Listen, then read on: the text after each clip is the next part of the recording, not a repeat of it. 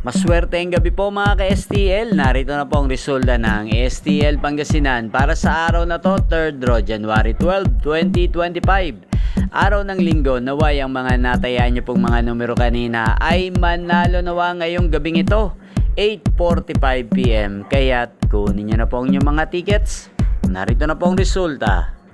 Ang mga numerong nanalo sa STL Pangasinan ngayong gabing ito, January 12, 2025. 8:45 PM, third draw result 34 at 39 in exact order. Sa lahat po ng tumaya kanina sa STL Pangasinan para sa third draw ng 34 at 39, congrats po sa inyo.